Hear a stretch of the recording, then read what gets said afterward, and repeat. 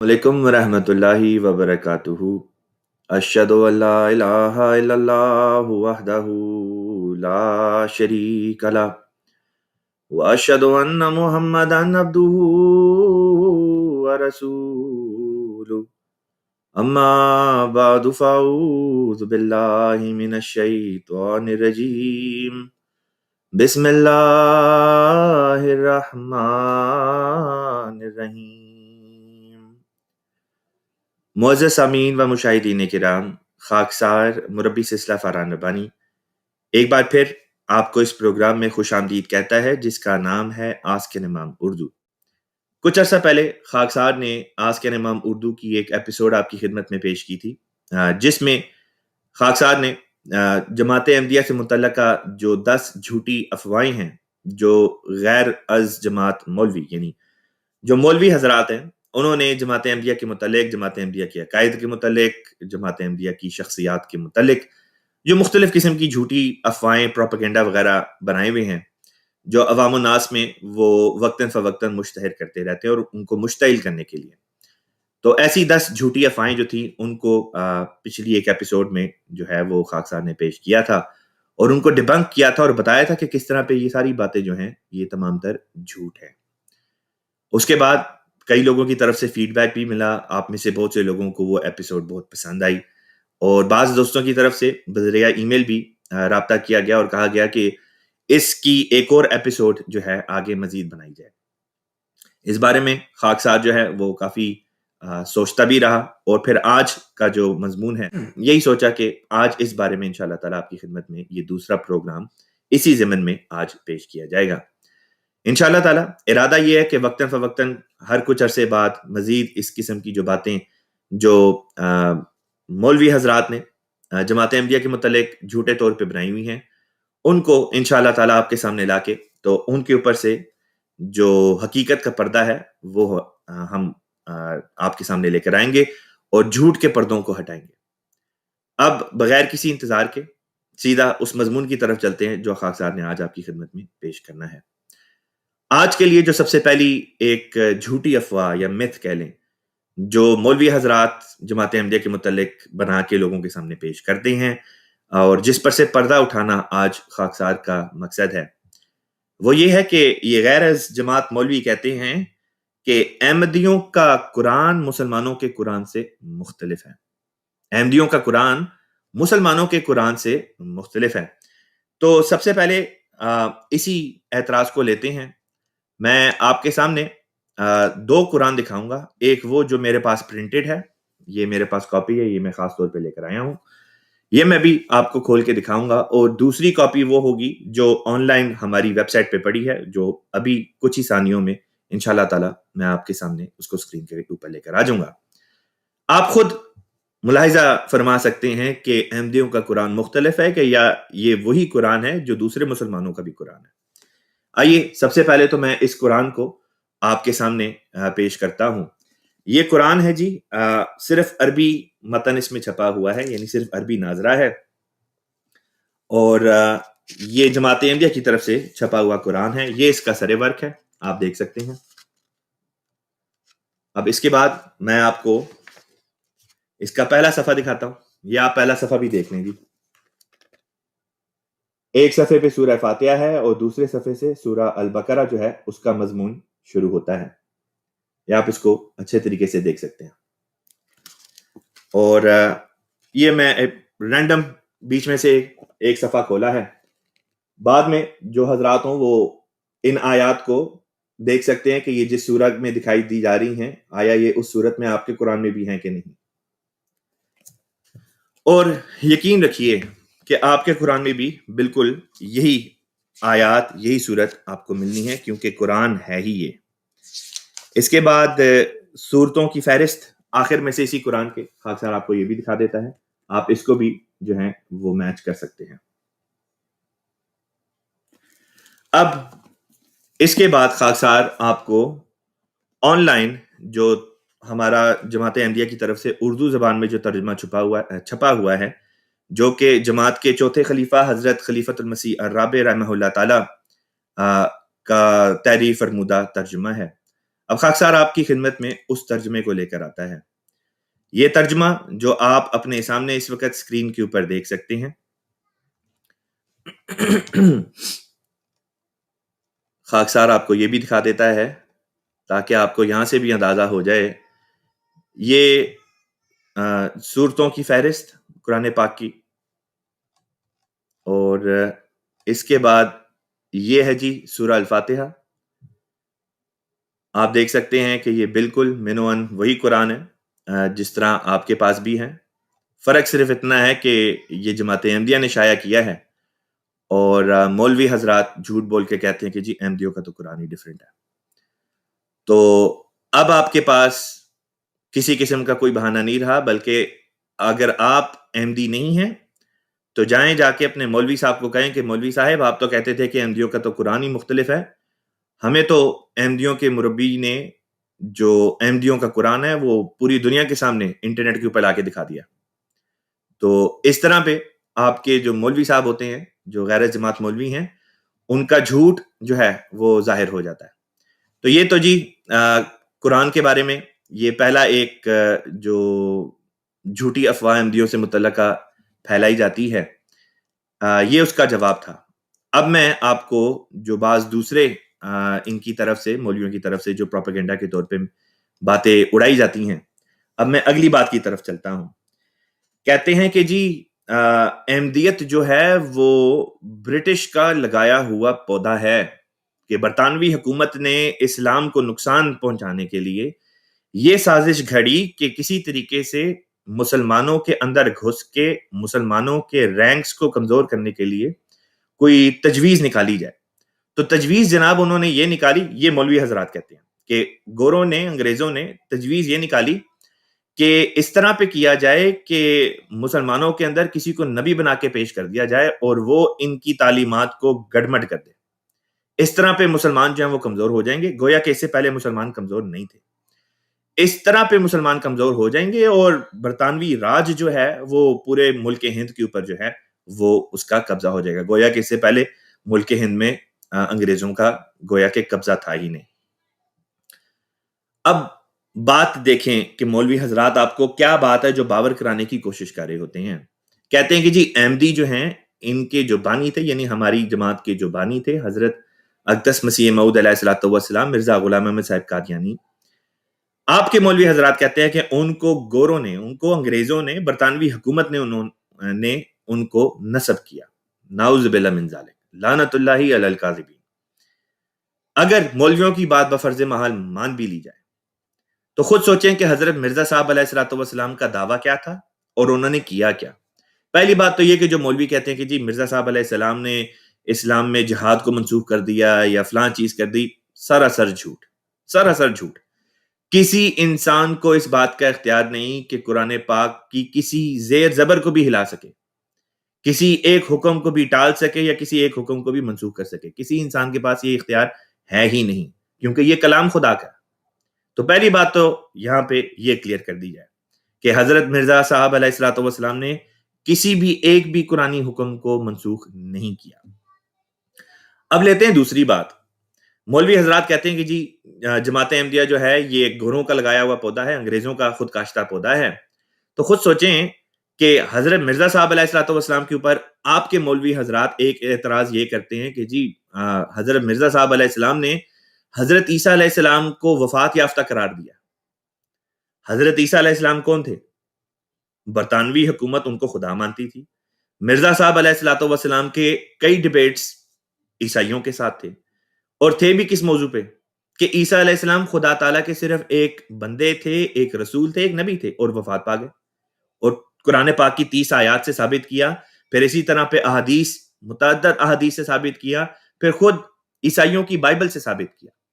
تو یہ کس قسم کے خود کاشتہ پودے تھے کہ جس حکومت نے بقول آپ کے مولویوں کے کہ جس حکومت نے ان کو نصب کیا اسی حکومت کے خدا کو مار دیا. ہوش کے ناخن لینے چاہیے. مولویوں کے پیچھے اندھا دھن اگر جائیں گے تو آپ کا ایمان بھی سلب ہو جائے گا. صرف اور صرف جھوٹ ہے جو مولوی حضرات آپ کو بتاتے ہیں دن رات. اور ہم اس پروگرام کے ذریعے سے یہ کوشش کرتے ہیں کہ آپ تک حقیقت کو پہنچایا جائے. یہ تھی جی دوسری افواہ. تیسری افواہ کو لیتے ہیں. کہتے ہیں کہ جی اسرائیل کی آرمی میں احمدی جو ہیں وہ کام کرتے ہیں. لعنت اللہ علی الکاذبین. اسرائیل کی آرمی میں ایک بھی احمدی نہیں ہے. ایک بھی احمدی نہیں ہے. نہ صرف یہ کہ اسرائیل کی آرمی میں ایک بھی احمدی نہیں ہے، بلکہ جو حکومت ہے وہاں کی حکومت میں لوکل عرب جو ہیں وہ بھی نمائندگی کے طور پہ اس کے رکن ہیں. انہی رکنوں میں سے ایک اودے خاندان کا بھی ایک فرد ہے. اور جیسا کہ بہت سے لوگ جانتے ہیں، فلسطین اور اسرائیل کا جو علاقہ ہے وہاں پہ اودے فیملی جو ہے یہ جماعت احمدیہ کی ایک بہت مشہور اور بہت قدیم ایک فیملی ہے، خاندان ہے جو چلتا چلا آ رہا ہے. اس خاندان کے ایک رکن ہیں اودے خاندان کے، جو اس ملک کی جو پارلیمنٹ ہے اس کے ممبر ہیں.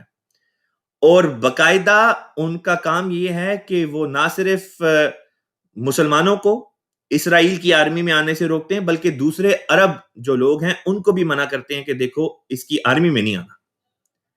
ہم تو وہ ہیں جو ہر قسم کی بربریت اور ہر قسم کے ظلم کے خلاف آواز بلند کرتے ہیں، اور مولوی حضرات بالکل برعکس آپ کے سامنے تصویر پیش کرنے کی کوشش کرتے ہیں.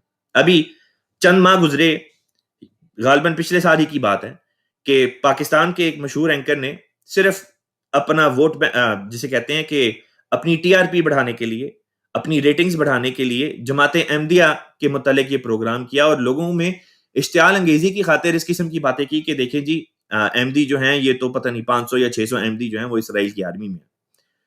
حالانکہ صرف جھوٹا پروپیگنڈا تھا، جھوٹ کے اوپر مبنی ایک بات کی، بس یہ حقیقت تھی.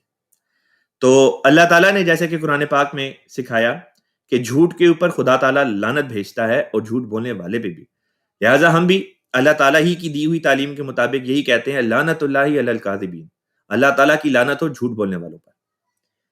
اب ہم چلتے ہیں چوتھی بات کی طرف، چوتھی افواہ. یہ بھی بڑی دلچسپ ہے. مولوی حضرات کہتے ہیں کہ جی پاکستان کے بننے کے خلاف احمدی حضرات پیش تھے، اور نہ صرف یہ کہ پاکستان کے بننے کے خلاف تھے، بلکہ پاکستان بن جانے کے بعد بھی پاکستان کے خلاف ہی رہے، اور پاکستان کے غدار ہیں اور ٹریٹر ہیں احمدی. یہ باتیں ہیں جو مولوی حضرات پیش کرتے ہیں. اب آئیے ذرا اس بات کی بھی تھوڑی سی حقیقت جو ہے آپ کے سامنے پیش کی جائے. قائد اعظم محمد علی جناح رحمہ اللہ نے ارادہ کیا کہ اب وہ برِ صغیر ہند کی جو پالیٹکس ہے ان سے کنارہ کشی کر کے واپس انگلستان چلے جائیں. آپ سب چھوڑ چھاڑ کے واپس انگلستان چلے گئے، اور آپ نے تہیہ کر لیا کہ اب وہ واپس نہیں آئیں گے. اس وقت قائد اعظم محمد علی جناح کو وہ کون سی شخصیت تھی جو واپس اس خطے میں لے کر آئی؟ جماعت احمدیہ کے اس وقت جو خلیفہ تھے، یعنی حضرت خلیفۃ المسیح ثانی رضی اللہ تعالیٰ عنہ، آپ نے ہماری جماعت کے جو اس وقت مبلغ تھے انگلستان میں، ان کو یہ کہا کہ آپ قائد اعظم کو کنونس کریں اور انہیں کہیں کہ واپس آئیں اور یہاں کی پالیٹکس کی بھاگ دوڑ اپنے ہاتھ میں لے لیں. لہٰذا جماعت احمدیہ کی جو مسجد ہے، جس کو مسجد فضل لندن کے نام سے یاد کیا جاتا ہے، لندن کی سب سے قدیم مسجد ہے، اس میں قائد اعظم محمد علی جناح کو مدعو کیا گیا. آپ نے وہاں پہ ایک تقریر کی، اور اس کے بعد آپ نے اسی تقریر میں اعلان کیا کہ چونکہ اس مسجد کے جو امام تھے، یعنی احمدی امام جو تھے، ان کے کنونس کرنے پہ آپ اس بات پہ راضی ہو گئے ہیں کہ اب آپ واپس جو ہے ہندوستان آئیں گے. تب قائد اعظم محمد علی جناح جو ہیں ہندوستان آتے ہیں، اور دوبارہ سے مسلم لیگ کی جو بھاگ دوڑ تھی آپ نے اپنے ہاتھ میں لے لی. اس کے بعد ایک وقت آیا بالکل پارٹیشن کے قریب پہنچ کے کہ آپ نے اپنے ایک قریبی جو آپ کے کانفیڈنٹ تھے، آپ کے ایک ہیلپر تھے، آپ کے اسسٹنٹ تھے، آپ نے ان کو دو معزز معروف شخصیات کی طرف بھیجا.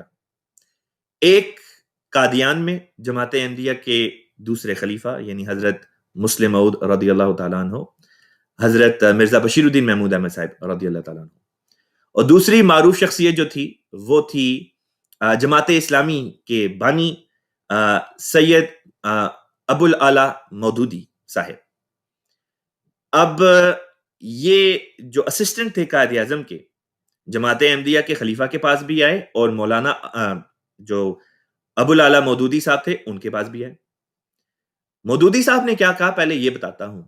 مودودی صاحب نے یہ جواب دیا، قائد اعظم نے یہ پیغام بھیجا تھا کہ جی پاکستان کے بنانے کے لیے ہمیں آپ کی مدد کی ضرورت ہے، کیا آپ ہماری مدد کریں گے اور کیا آپ دعا بھی کریں گے؟ تو مولانا مودودی صاحب نے کہا کہ ہم تو اس گناہ میں، پاکستان کے بنانے کے گناہ میں ہرگز شامل نہیں ہو سکتے۔ یہ تھا بیان جماعت اسلامی کے بانی ابو العلا مودودی صاحب کا کہ ہم اس گناہ میں شامل نہیں ہو سکتے۔ جماعت احرار جو آج کل پاکستان میں دندناتی پھرتی ہے، ان کے بانی کی بھی حالت سن لیں۔ عطا اللہ شاہ بخاری صاحب کہتے تھے کہ ہم پاکستان کو پاکستان نہیں، نا پاکستان کہتے ہیں، نعوذ باللہ من ذالک۔ قائد اعظم کو قائد اعظم نہیں بلکہ کافر اعظم کا لقب ان لوگوں نے دیا ہوا تھا۔ یہ ہیں مولویوں کے بڑے، مولویوں کے جو آباء و اجداد ہیں، یہ ہیں ان کی لیگیسی۔ دوسری طرف قائد اعظم کے اسسٹنٹ جب قادیان آتے ہیں، ان کی بڑی آؤ بھگت ہوتی ہے، ان کو بڑا اچھے طریق پر ریسیو کیا جاتا ہے اور ان کو باقاعدہ تسلی دی جاتی ہے کہ آپ فکر نہ کریں، قائد اعظم سے جا کے کہیں ہم پاکستان کے لیے ہر ممکنہ مدد بھی دیں گے، کوشش بھی کریں گے اور دعا بھی کریں گے۔ یہ ہے فرق جماعت احمدیہ میں اور جماعت احمدیہ کے مخالف مولویوں میں۔ مولوی حضرات آپ کو یہ بتاتے ہیں کہ پاکستان کے ہم خلاف تھے، جبکہ پاکستان کے خلاف خود مولویوں کے بڑے باپ دادے جو تھے وہ اس کے خلاف تھے، پاکستان کے بننے کے۔ یہ ہے تاریخ جس کو اب چھپایا جاتا ہے۔ اب جب پاکستان میں معاشرتی علوم وغیرہ کی کتابیں چھپتی ہیں تو انہی لوگوں کو جو پاکستان کے خلاف تھے، اب انہی کو نیشنل ہیروز کے طور پہ پیش کیا جاتا ہے۔ یہ لمحہ فکریہ ہے ہماری قوم کے لیے۔ پھر بات کرتے ہیں کہ جی پاکستان بننے کے بعد احمدی جو ہیں وہ پاکستان کے غدار ہیں۔ کس غداری کی بات کر رہے ہیں؟ پاکستان کا ایٹمی پروگرام جس شخص نے شروع کیا وہ ڈاکٹر عبدالسلام صاحب مرحوم تھے رحمہ اللہ، پاکستان کے واحد سائنس سے متعلق نوبل انعام یافتہ شخصیت، جن کو نوبل انعام ملنے کے بعد پاکستان میں فٹ بال کا کوچ لگا دیا گیا۔ کیا یہ ہے طریق ہمارے ملک کا؟ ڈاکٹر سلام صاحب کو یا غالباً شاید اس انعام کے ملنے سے پہلے کی بات ہے یا اس کے بعد کی بات ہے، لیکن بہرحال یہ اتنی معروف شخصیت تھی جن کو فٹ بال کا کوچ لگا دیا گیا ایک یونیورسٹی میں۔ فزکس کے اوپر کام کرنے نہیں تھا دیا جاتا۔ اور جب کچھ عرصہ پہلے، چند سال پہلے، پاکستان کی ایک یونیورسٹی میں شعبہ فزکس کو ڈاکٹر سلام صاحب کے نام کے اوپر جو ہے وہ موسوم کیا جانے لگا، تو پاکستان کے ایک سیاسی لیڈر جو تھے یا سیاسی پارٹی سے تعلق رکھنے والے ایک لیڈر جو تھے، جن کی اپنی کوئی ایسی کوئی اچیومنٹ نہیں ہے، وہ کہتے کہ جی یہ دیکھو یہ تو اسلام دشمنی ہو گئی، یہ تو مولویوں کی ذہنیت اور ان کی حرکتیں۔ اور وہ شخص جس نے پاکستان کے ایٹمی پلان کو دوسری قوم کو بیچ دیا، اس کو اب پاکستان میں نیشنل ہیرو کے طور پہ جانا مانا جاتا ہے۔ تو حقیقت سے آنکھیں نہیں موڑنی چاہیے۔ پاکستان کے لیے، پاکستان کی سرحدوں کو ڈیفینڈ کرنے کے لیے واحد جرنیل جنہوں نے اپنی جانیں دیں احمدی تھے، جنہوں نے باقاعدہ جنگیں لڑیں احمدی تھے، لیکن آج انہی کے اوپر جو ہے وہ کفر کے فتوے مولوی حضرات جو ہیں وہ لگاتے ہیں۔ آگے مضمون کو لے کے بڑھتے ہیں۔ اگلی جو جھوٹی افواہ پھیلائی جاتی ہے وہ یہ ہے کہ کہتے ہیں کہ جی احمدی حضرات حج نہیں کرتے، لعنت اللہ علی الکاذبین۔ احمدی حضرات حج کرتے ہیں، ہاں پاکستان سے حج پہ جانے کے لیے ان کے لیے رکاوٹیں ڈالی جاتی ہیں، کیونکہ پاکستان میں احمدیوں کے پاسپورٹ کے اوپر احمدی لکھتے ہیں اور مسلمان ان کو لکھنے نہیں دیتے، جس کے نتیجے میں سعودی عرب میں وہاں پہ وہ داخل نہیں ہو پاتے۔ لیکن پاکستان سے باہر نکلتے ہی ہر احمدی جو ہے پاکستان سے کی حدود سے باہر نکلتے ہی دنیا کے ہر ملک کے قانون کے مطابق احمدی جو ہیں وہ مسلمان ہو جاتے ہیں اور اس طرح پہ وہ حج بھی کرتے ہیں۔ لہٰذا ہر سال احمدی جو ہیں وہ حج کرتے ہیں اللہ تعالیٰ کے فضل سے۔ اگلی بات جو اٹھائی جاتی ہے، جو جھوٹی افواہ ہے، نیکسٹ میتھ جو ہے، کہتے ہیں کہ جی حضرت مرزا غلام احمد قادیانی جو تھے بانی جماعت احمدیہ، حضرت مسیح موعود علیہ الصلوۃ والسلام، آپ دائیں آنکھ سے دیکھ نہیں تھے سکتے، نعوذ باللہ من ذالک۔ یہ جھوٹی بات بنانے کی کیوں ضرورت پڑی؟ اس لیے کیونکہ بقول مولویوں کے، مولوی حضرات یہ کہتے ہیں کہ جو احادیث میں ذکر آتا ہے دجال کا تو کہتے ہیں کہ جی دجال کے بارے میں آتا ہے کہ وہ دائیں آنکھ سے نہیں دیکھ سکے گا. تو اس حدیث کو مرزا صاحب علیہ الصلوۃ والسلام کے اوپر لگانے کے لیے مولوی حضرات کھلے منہ جھوٹ بولتے ہیں, کھلے منہ جھوٹ بولتے ہیں. اس ضمن میں آپ کو خاکسار حضرت بانی جماعت احمدیہ مرزا غلام احمد صاحب قادیانی علیہ الصلوۃ والسلام ہی کی جو تصویر ہے وہ دکھاتا ہے, تاکہ دودھ کا دودھ اور پانی کا پانی ہو جائے. یہ مبارک تصویر جو آپ اس وقت اپنے سامنے دیکھ سکتے ہیں اسکرین کے اوپر, میں اس کو زوم ان کرتا ہوں.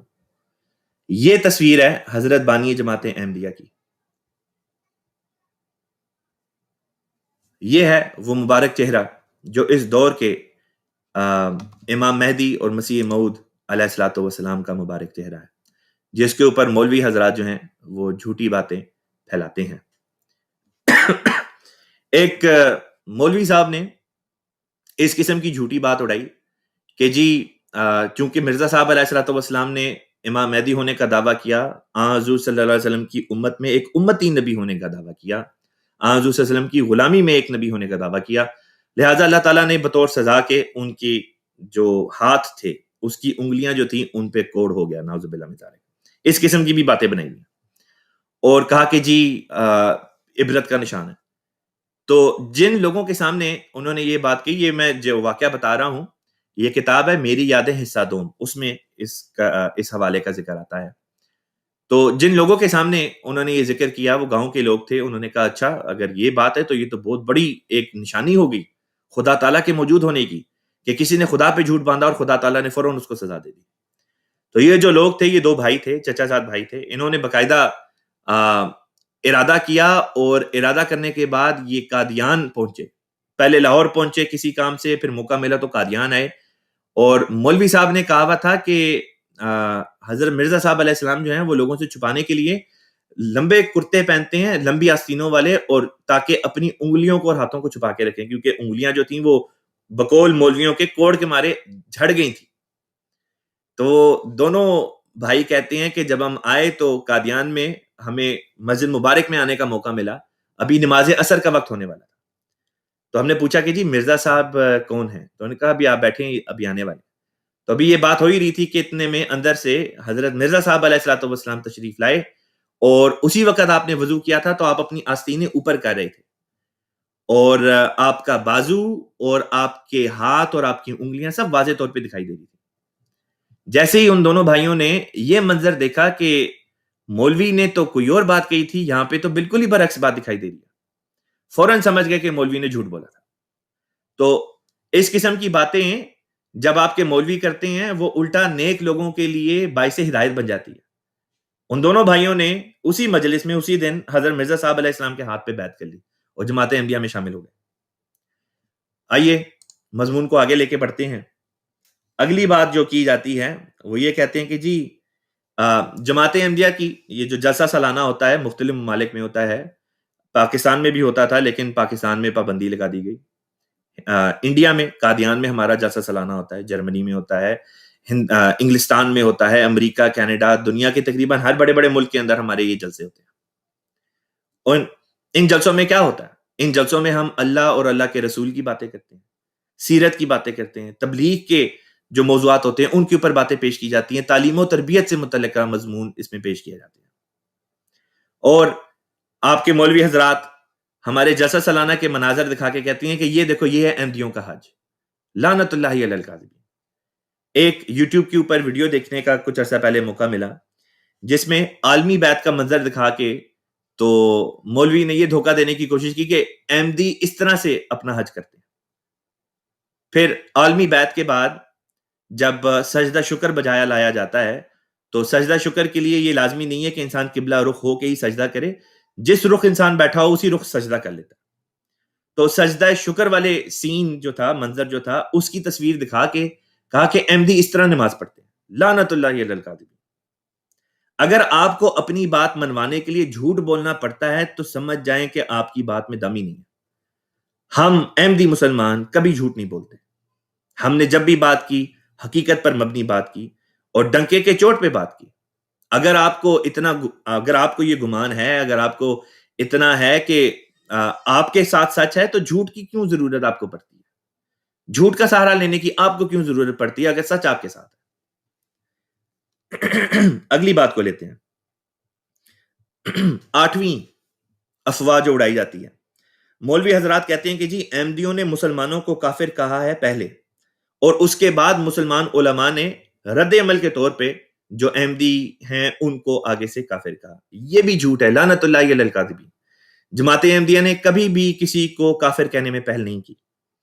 اگر آپ تاریخ سے اپنے ہی بڑوں کی تاریخ سے واقف نہیں ہیں تو فکر کی بات نہیں، ہم آپ کو آپ کے بڑوں کی جو تاریخ ہے وہ بھی پڑھا دیتے ہیں۔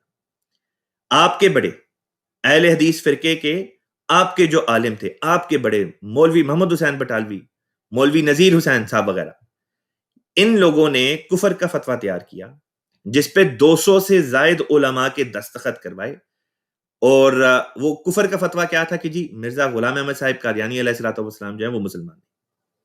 یہ کفر کا فتویٰ آپ کے بڑوں نے لگایا۔ حضور صلی اللہ علیہ وسلم کی ایک حدیث مبارکہ ہے، آپ صلی اللہ علیہ وسلم نے فرمایا کہ جو کسی کلمہ گو کو، یعنی ایک شخص ہے جو لا الہ الا اللہ محمد رسول اللہ پڑھتا ہے، اگر کوئی شخص اس کو کافر کہے اور یہ کلمہ گو مسلمان جو ہے یہ واقعتاً اللہ تعالیٰ کی نظر میں کافر نہ ہو بلکہ مومن ہو، تو پھر جس نے کفر کا فتویٰ لگایا کفر واپس اس کے اوپر پلٹ جائے گا، وہ کافر ہو جائے گا جس نے کفر کا فتویٰ لگایا۔ لہٰذا حضور صلی اللہ علیہ وسلم کی اس حدیث کے مطابق جب مولویوں نے جھوٹے طور پہ کفر کا فتویٰ حضرت بانی جماعت احمدیہ مرزا غلام احمد صاحب قادیانی علیہ السلام کی ذات پہ لگایا، تو اس حدیث کے مطابق خود یہ کفر کا فتویٰ ان مولویوں پہ لگ گیا۔ اب حضرت بانی جماعت احمدیہ مرزا غلام احمد صاحب قادیانی علیہ السلام نے اسی حدیث کے مطابق ان مولویوں کو کافر کہا، کیونکہ حدیث میں حضور صلی اللہ علیہ وسلم کے الفاظ تھے کہ کلمہ گو کو جس نے کافر کہا کفر کا فتویٰ واپس اس کے اوپر پلٹ جائے گا۔ ہم کلمہ گو ہیں، ہمارے بانی جماعت احمدیہ کے بانی حضرت مرزا غلام احمد صاحب قادیانی کلمہ گو۔ اب کلمہ کے متعلق ہمارا کیا عقیدہ ہے یہ بھی آپ ذرا ایک دفعہ نوٹ کر لیں۔ بہت سے دوست ہمارے میسیجز میں آتے ہیں، کامنٹس میں آتے ہیں گالیاں دینے کے لیے، یہ اقتباس آپ لوگوں کے لیے ہے۔ ایک دفعہ اپنی آنکھوں پہ سے جہالت کے پردے ہٹا کے یہ بھی ایک دفعہ دیکھ لیں کہ مرزا صاحب علیہ الصلوۃ والسلام تحریر کیا فرما گئے ہیں، مولوی آپ کو کیا بتاتے ہیں، اور مرزا صاحب علیہ السلام نے خود کیا لکھا ہے۔ خود ہی پتا چل جائے گا کہ آپ کے مولوی آپ سے جھوٹ بولتے ہیں۔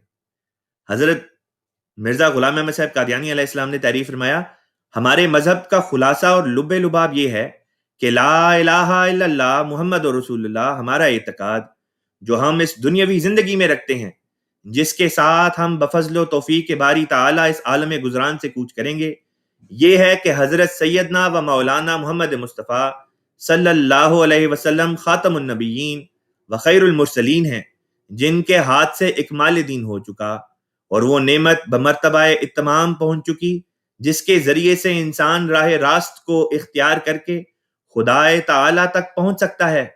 اور ہم پختہ یقین کے ساتھ اس بات پر یقین رکھتے ہیں کہ قرآن شریف خاتم کتب سماوی ہے اور ایک شوشہ یا نقطہ اس کی شرائع اور حدود اور احکام اور اوامر سے زیادہ نہیں ہو سکتا اور نہ کم ہو سکتا ہے، اور اب کوئی ایسی وحی یا ایسا الہام من جانب اللہ نہیں ہو سکتا جو احکام فرقانی کی ترمیم یا تنسیخ یا کسی ایک حکم کے تبدیل یا تغیر کر سکتا ہو۔ اگر کوئی ایسا خیال کرے تو وہ ہمارے نزدیک جماعت مومنین سے خارج اور ملحد اور کافر ہے۔ یہ حوالہ آپ کی خدمت میں کتاب ازالہ اوہام صفحہ روحانی خزائن جلد 3 صفحہ 169 170 سے آپ کی خدمت میں یہ پیش کیا گیا ہے۔ تو جی یہ ہے کلمے کے متعلق جماعت احمدیہ کے بانی حضرت مرزا غلام احمد صاحب قادیانی علیہ الصلوۃ والسلام کا بیان، اور مولوی حضرات آپ کو کیا بتاتے ہیں اب آپ خود ہی سمجھ جائیں۔ تو تکفیر میں کفر کا فتویٰ لگانے میں پہل آپ نے، آپ کے علماء نے کی۔ جماعت احمدیہ نے تو حدیث کے مطابق صرف اس کا جواب دیا کہ خود حدیث مبارکہ کے مطابق کلمہ گو کے اوپر کفر کا فتویٰ لگانا، ایک مومن کلمہ گو پہ کفر کا فتویٰ لگانا، کفر کا فتویٰ لگانے والے کے اوپر واپس پلٹ جاتا ہے۔ لہٰذا ہم تو مجبور ہیں حضور صلی اللہ علیہ وسلم کی حدیث مبارکہ کی وجہ سے کہ ہم کہیں کہ آپ کے اوپر یہ کفر کا فتویٰ جو ہے یہ لوٹ چکا ہے۔ 9ویں بات جو آج آپ کی خدمت میں پیش کرنی ہے وہ یہ ہے کہ کہتے ہیں کہ جی مولوی حضرات کہتے ہیں احمدی حضور صلی اللہ علیہ وسلم کو خاتم النبیین نہیں مانتے۔ تو یہ ابھی جو آپ کی خدمت میں حوالہ پڑھ کے سنایا ہے، یہ دوبارہ اسکرین پہ آپ لوگ ایک وقت دوبارہ دیکھ سکتے ہیں. اس کا یہ میں جو ایک پورشن ہے یہ ہائی لائٹ کر رہا ہوں، یہ ذرا ایک دفعہ دوبارہ دیکھ لیں. ہم کیا عقیدہ رکھتے ہیں؟ حضرت سیدنا و مولانا محمد مصطفیٰ صلی اللہ علیہ وسلم خاتم النبیین و خیر المرسلین ہے. یہ ہے عقیدہ جماعت احمدیہ کا، خود جماعت احمدیہ کے بانی کے اپنے الفاظ میں. تو جماعت احمدیہ جتنا جس وثوق کے ساتھ اور کامل یقین کے ساتھ حضرت محمد مصطفیٰ صلی اللہ علیہ وسلم کو خاتم النبیین مانتی ہے اور اعتقاد رکھتی ہے، اس کا 1000واں حصہ بھی آپ یا آپ کے علماء آن حضور صلی اللہ علیہ وسلم کے بارے میں یقین نہیں رکھتے کہ وہ آن حضور صلی اللہ علیہ وسلم جو ہیں وہ خاتم النبیین تھے. آپ تو یہ کہتے ہیں کہ خاتم النبیین کا بس ایک مطلب ہے، حالانکہ خاتم النبیین عربی زبان کا لفظ ہے جس کے کئی مطالب ہیں، کئی وسیع مطلب ہیں اس کے، اور ہم تمام مطالب کو مانتے ہیں. سارے کے سارے جو بھی اس لفظ کے اندر جتنے بھی مفاہیم شامل ہیں، جماعت احمدیہ صدق جاں کے ساتھ ہر اس مفہوم کے اوپر ایمان لاتی ہے، ہر مطلب کے اوپر ایمان لاتی ہے جو لفظ خاتم النبیین جو عربی زبان کا لفظ ہے اس کے اندر پائے جاتے ہیں. لا الہ الا اللہ محمد رسول اللہ. آخری بات جو خاک صاحب نے آج آپ کے سامنے پیش کرنی تھی وہ یہ کہ مولوی حضرات کہتے ہیں کہ جی احمدیوں نے تو ڈھیر سارے نبی بنا لیے ہیں، احمدیوں نے ڈھیر سارے نبی بنا لیے ہیں. یہ بھی اعتراض ہمارے متھے لگا دیا جاتا ہے. تو میں آج یہاں پہ اس پلیٹ فارم سے یہ بات بھی کلیئر کرتا چلوں کہ اللہ تعالیٰ کے فضل سے ہمارا نبی تو حضرت محمد مصطفیٰ صلی اللہ علیہ وسلم ہے، اور آن حضور صلی اللہ علیہ وسلم کی ہی پیشن گوئی کے مطابق ایک وجود کے آنے کی خبر دی گئی تھی. 20 کے 50 کے یا 100 کے آنے کی خبر نہیں تھی، ایک وجود کے آنے کی خبر دی تھی آن حضور صلی اللہ علیہ وسلم نے، جس کے متعلق آن حضور صلی اللہ علیہ وسلم نے فرمایا تھا لیس بینی و بینہ نبی، کہ میرے اور اس کے درمیان میں کوئی نبی نہیں ہوگا. اسی طرح اس آنے والے کو آپ نے امام مہدی بھی کہا، اس کو مسیح موعود بھی کہا.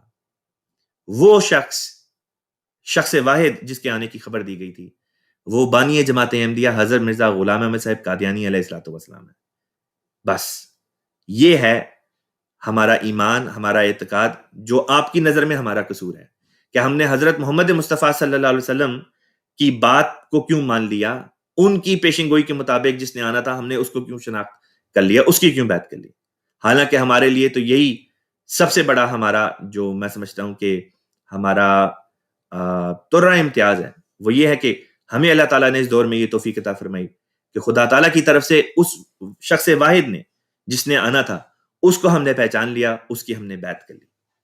تو جی ہم نے تو کوئی بھی نبی نہیں بنائے، نبی تو اللہ تعالیٰ بناتا ہے، اور اس دور میں اللہ نے صرف ایک ہی شخص کو نبوت کی چادر سے نوازا ہے، اور وہ حضرت بانی جماعت احمدیہ مرزا غلام احمد صاحب قادیانی، اور وہ بھی قرآن پاک اور حدیث اور دین اسلام اور قرآن کی جو شریعت ہے اس کی خدمت کے لیے اللہ تعالیٰ نے آن حضور صلی اللہ علیہ وسلم کی غلامی میں ہی حضرت بانی جماعت احمدیہ مرزا غلام احمد صاحب قادیانی علیہ السلام کو بطور نبی، امتی نبی جو ہے وہ بنایا. یہیں پہ آج کی یہ جو مولویوں کی جو 10 افواہیں تھی، جھوٹی افواہیں، یہاں پہ یہ مضمون ختم ہوتا ہے. وقت چونکہ تھوڑا ہے لہٰذا خاک صاحب کوشش کرے گا کہ جلد جتنے زیادہ سوالات ہوں ان کو یہاں پہ آپ کے سامنے ان کا جواب پیش کر سکے.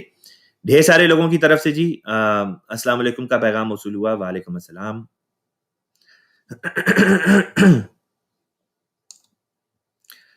ایک اکاؤنٹ ہے جی پاکستان ISI کے نام سے، وہ کہتے ہیں کہ اللہ تعالیٰ نے آن حضور صلی اللہ علیہ وسلم کو قرآن پاک میں آخری نبی کہا ہے، تو مرزا صاحب علیہ السلام کیسے نبی ہو سکتے ہیں؟ جی پہلی بات تو یہ کہ آخری کا لفظ آپ عربی زبان میں قرآن پاک کے اندر سے نکال کے دکھا دیں. عربی زبان کا لفظ خاتم النبیین ہے. خاتم عربی زبان میں کہتے ہیں انگوٹھی کو یا بہترین نگینے کو. تو خاتم النبیین کا مطلب یہ کہنا کہ جی آخری نبی، یہ تو اس کا غلط مطلب بن جائے گا، غلط مطلب آپ کہہ رہے ہیں. آپ عربی زبان میں سے خاتم تے کے اوپر زبر کے ساتھ اس کا آخری مطلب نکال کے دکھا دیں. خاتم النبیین یہ کوئی پہلی دفعہ تو لفظ استعمال نہیں ہوا خاتم کا. خاتم النبیین کا مطلب جو بھی آپ کریں گے لفظ خاتم کی وجہ سے کریں گے، تو اسی کے مطابق پھر لفظ خاتم الاولیاء کا بھی آپ ترجمہ کر دیں. حضور صلی اللہ علیہ وسلم نے حضرت علی کرم اللہ وجہہ رضی اللہ تعالیٰ عنہ کو فرمایا کہ اے علی، جس طرح میں خاتم الانبیاء ہوں ویسے ہی تو، یعنی حضرت علی رضی اللہ تعالیٰ عنہ خاتم الاولیاء ہیں، جتنے بھی ولی گزرے ہیں ان سب کے خاتم ہیں. تو اگر خاتم کا مطلب آخری ہے تو پھر تو مطلب یہ ہونا چاہیے کہ حضرت علی کے بعد کوئی ولی پیدا نہیں ہو سکتا. حالانکہ امت میں اتنے ہزاروں لاکھوں اولیاء کے آپ بھی قائل ہیں، ہم بھی قائل ہیں. پھر حضور صلی اللہ علیہ وسلم نے اپنے چچا حضرت عباس رضی اللہ تعالیٰ عنہ کو مخاطب کر کے فرمایا کہ اے میرے چچا اطمئن اطمئن یا عم، کہ اے میرے چچا اطمینان کریں کہ آپ ہجرت میں خاتم المہاجرین، خاتم المہاجرین، ہجرت کرنے والوں کے خاتم۔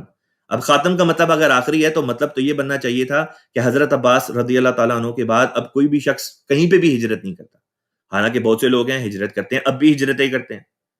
تو خاتم کا وہ مطلب کریں جو عربی زبان کے مطابق ہو، قرآن کی دوسری آیات کے مطابق ہو، خود حضور صلی اللہ علیہ وسلم نے جو اس لفظ کے مطلب بیان کیا اس کے مطابق ہو۔ دوسرا یہ کہ آپ خود کہتے ہیں کہ حضور صلی اللہ علیہ وسلم کی وفات کے بعد ایک نبی نے آنا ہے۔ فرق اتنا ہے کہ آپ یہ کہتے ہیں کہ 2000 سال پرانا نبی آئے گا، ہم کہتے ہیں کہ 2000 سال پرانا جو نبی تھا ان کی وفات ہو گئی، اللہ تعالیٰ نے اس امت میں سے ایک مسلمان کو نبی کے مقام تک فائز کر دیا اور اس سے وہ خدمات بجا لیں جو اس زمانے میں خدمات اللہ تعالیٰ نے لینی تھی۔ دوسرا یہ کہ اگر بعض لوگ یہاں پہ آتے ہیں اور بڑی گندی زبان استعمال کرتے ہیں، گالیاں دیتے ہیں، تو اگر آپ اس قسم کی حرکتیں کریں گے تو آپ کا اپنا نقصان ہے، جماعت احمدیہ کو تو کوئی نقصان نہیں پہنچتا۔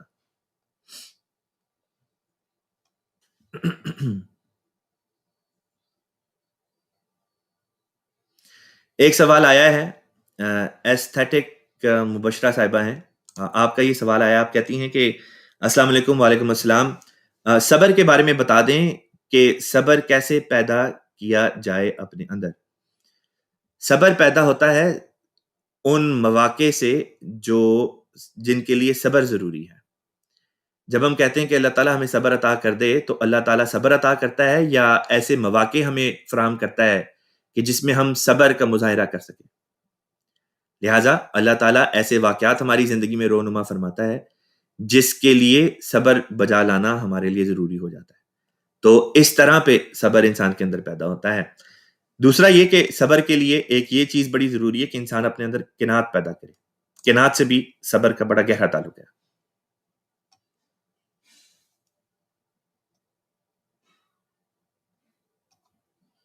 عائشہ صاحبہ کی طرف سے ایک کامنٹ آیا، آپ کہتی ہیں کہ چونکہ ہم بسم اللہ کو پہلی آیت لکھتے ہیں، شاید اس لیے الزام لگاتے ہیں کہ ان کا قرآن الگ ہے۔ بات یہ کہ جماعت احمدیہ اس بات میں اکیلی نہیں ہے، بعض دوسرے مسلمان فرقے بھی ہیں جو بسم اللہ کو پہلی آیت سمجھتے ہیں، اور ہم سے سوال کریں کہ بھائی ہم بسم اللہ کو پہلی آیت کیوں سمجھتے ہیں؟ ہم اس کا جواب دیتے ہیں کہ ہم بسم اللہ کو پہلی آیت اس لیے سمجھتے ہیں کیونکہ حضور صلی اللہ علیہ وسلم کے اوپر جب بھی کوئی نئی صورت نازل ہونے لگتی تو پہلے بسم اللہ نازل ہوتی، اس کے بعد پھر اس صورت کی دوسری آیات نازل ہوتی، تو اس وجہ سے بسم اللہ کو پہلی آیت کے طور پہ رکھا گیا۔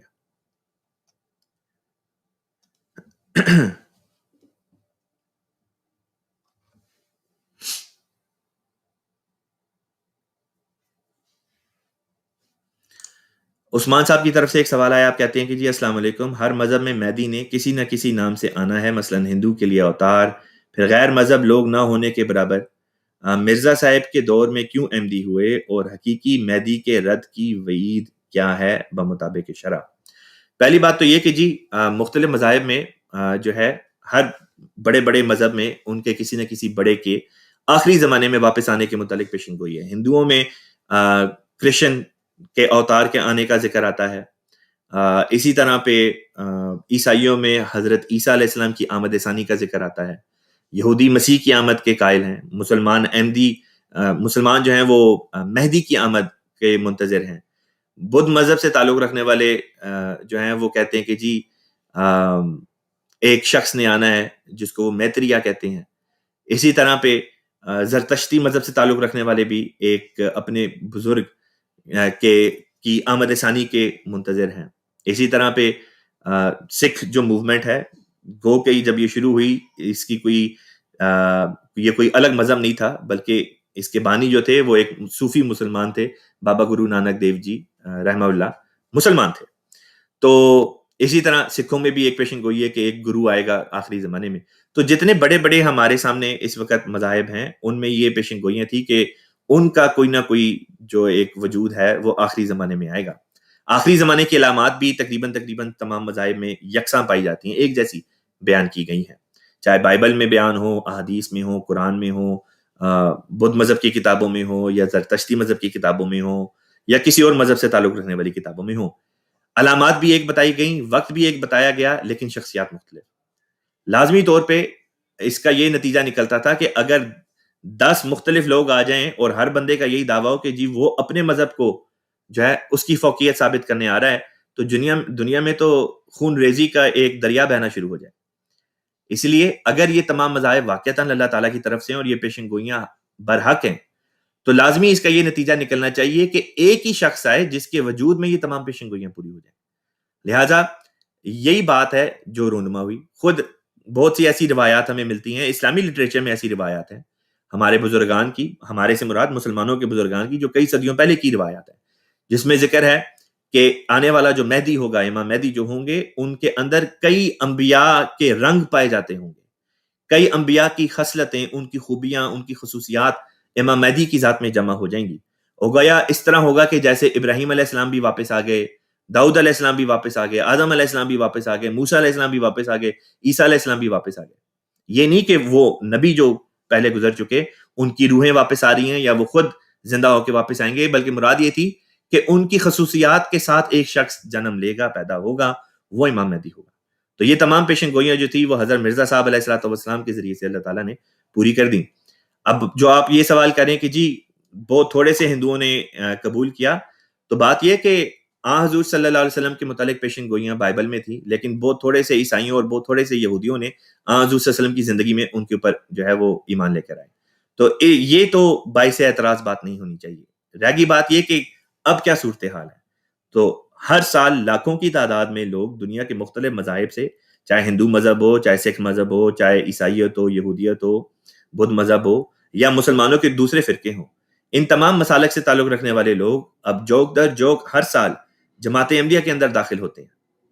تو آپ کا اعتراض تو بہرحال یہیں پہ جو ہے وہ ختم ہو جاتا ہے. رہ گئی آپ کی آخری بات کہ مہدی کے رد کی وعید کیا ہے، کہ اگر کوئی مہدی کو رد کر دیتا ہے، مہدی کو نہیں مانتا، تو پھر اس کے لیے کیا سزا ہے. بات یہ کہ کیا مہدی کا وجود، امام مہدی کا وجود کوئی ایسا وجود ہے کہ جس کے اوپر ایمان لانا ضروری نہیں؟ سوال یہ اٹھتا ہے.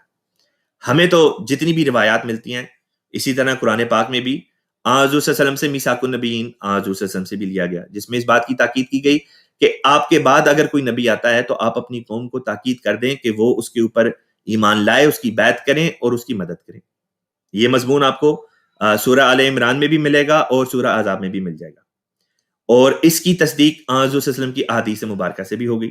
آپ صلی اللہ علیہ وسلم نے فرمایا کہ اگر امام مہدی کا زمانہ تمہیں مل جائے تو جاؤ اور جا کے اس تک میرا سلام پہنچاؤ، وَلَوْ حَبًّا عَلَى الثَّلْجِ، چاہے گھٹنوں کے بل رینگ کے تمہیں اس تک جانا پڑے، اور جا کے اس کی بیعت کرو، اس کی مدد کرو. یہ وہی مضمون ہے جو میثاق النبیین والا. اور خود شیعہ لٹریچر میں بھی روایات ہیں کہ امام مہدی کے اوپر ایمان لانا ضروری ہے. تو جس کے اوپر ایمان لانا ضروری قرار دیا گیا ہو، اس کے اوپر اگر انسان ایمان نہ لے کر آئے تو کیا یہ بات ایسی ہے کہ جس کی وجہ سے انسان قابل مواخذہ ہوتا ہے؟ بالکل ہوتا ہے. اور یہی آپ کا بھی عقیدہ ہے، یہی ہمارا بھی عقیدہ ہے.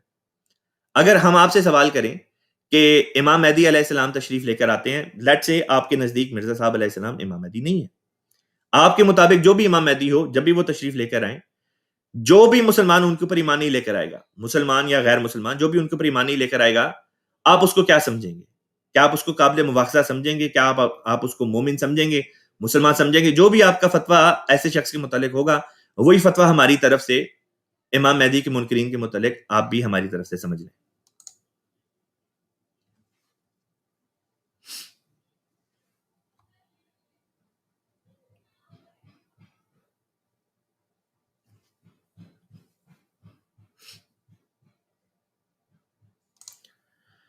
سوال آیا جی. رابعہ صدیقہ صاحبہ کہتی ہیں کہ اسلام میں نظر لگنے کا کیا کانسیپٹ ہے؟ حسد وغیرہ، یا بعض دفعہ انسان کسی کو کسی خاص نقطہ نگاہ سے دیکھتا ہے جس میں حسد کا پہلو پایا جاتا ہے، یا بعض دفعہ اتنی شدت سے انسان کسی کو دیکھتا ہے کہ انسان کا وجود اس کے اوپر ایک نیگیٹو رنگ میں اثر ڈالنے والا ہو جاتا ہے. اس کو نظر کے نام سے موسوم کیا جاتا ہے. حدیث میں آتا ہے کہ اگر کسی کو نظر لگے تو شاور لے لے، نہا لے، اس سے نظر جو ہے وہ دور ہو جاتی ہے. ایک دو سوال ہمیں آن لائن بھی موصول ہوئے تھے. ایک خاتون کی طرف سے سوال ہمیں آن لائن آیا تھا جس میں انہوں نے ذکر کیا تھا کہ جی عدت کے بارے میں بتا دیں کہ عدت کی حد بندی کیا ہے، کس ایج میں جا کے عورت کو عدت نہیں کرنی پڑتی۔ تو اس ضمن میں یاد رکھیں عدت کی کوئی حد بندی نہیں ہوتی۔ عورت کا خاوند چاہے عورت کی جو بھی عمر ہو، جب بھی اس کی خاوند کی وفات ہوتی ہے تو جو عدت کا ایک معین عرصہ اللہ تعالیٰ کی شریعت میں آ گیا وہ اس کے اوپر جو ہے ان کو عمل کرنا ہوتا ہے۔ اس ضمن میں آپ نے سوال کرنے والے نے یہ بھی بات پیش کی کہ بعض مغربی ممالک میں خواتین نے نوکری کرنی ہوتی ہے، گھر بار سارا انہوں نے چلانا ہوتا ہے۔ تو اس ضمن میں جماعت احمدیہ کے چوتھے خلیفہ حضرت خلیفۃ المسیح رابع رحمہ اللہ تعالیٰ کا ایک فتویٰ آپ کی خدمت میں پڑھ کے سنا دیتا ہوں۔ آپ نے فرمایا، اور یہ جو میں آپ کے سامنے فتویٰ پڑھ کے سنانے لگا ہوں یہ در حقیقت ایک خط تھا مکتوب حضرت خلیفۃ المسیح رابع رحمہ اللہ تعالیٰ بنام مکرم ناظم صاحب دارالافتاء۔ حضور نے تعریف فرمایا کہ آپ نے، یعنی اب حضرت خلیفۃ المسیح رابع رحمہ اللہ تعالیٰ مخاطب کر رہے ہیں ناظم صاحب دارالافتاء کو، فرمایا کہ آپ نے ایام عدت میں بیوہ کے گھر سے نکلنے کے متعلق جو کھلا فتویٰ دیا ہے یہ تو فتنے کا دروازہ کھولنے والی بات ہے۔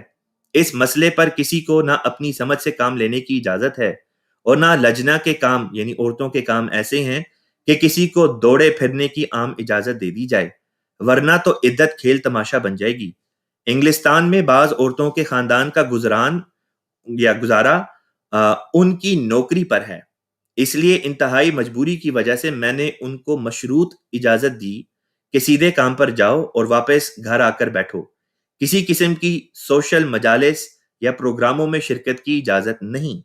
مجبوری اور ضرورت کے تحت گھر سے نکلنے کی بس اتنی ہی حد ہے، اس سے زیادہ کی چھٹی دیں گے تو سارا نظام بگڑ جائے گا۔ تو جی یہ تھا حوالہ حضرت خلیفۃ المسیح رابع رحمہ اللہ تعالیٰ کا عدت کے متعلق۔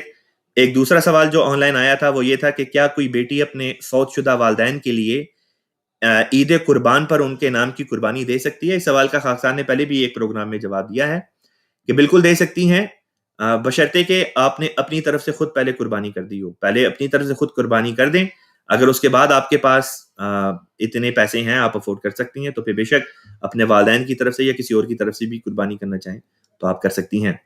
آج کے پروگرام کو ہم یہیں پہ ختم کرتے ہیں۔ کافی زیادہ سوال تھے جو اب بھی رہ گئے وقت کی کمی کی وجہ سے، اس کے لیے خاکسار معذرت خواہ ہے، لیکن جیسا کہ بتایا یہ پروگرام ہفتے کے 6 دن آتا ہے۔ آپ ہمارا ای میل ایڈریس نوٹ کر لیں، اگر آپ کا سوال آج کے پروگرام میں نہیں لیا گیا تو آپ بذریعہ ای میل اپنا سوال ہمیں بھیج دیں۔ ہمارا ای میل ہے urduask@alislam.org۔ اسی کے ساتھ ہم اپنے پیارے آقا حضرت محمد مصطفیٰ سید ولد آدم خاتم النبیین ختم المرسلین صلی اللہ علیہ وسلم کے اوپر درود شریف پڑھ کے آج کے پروگرام کو ہم ختم کرتے ہیں۔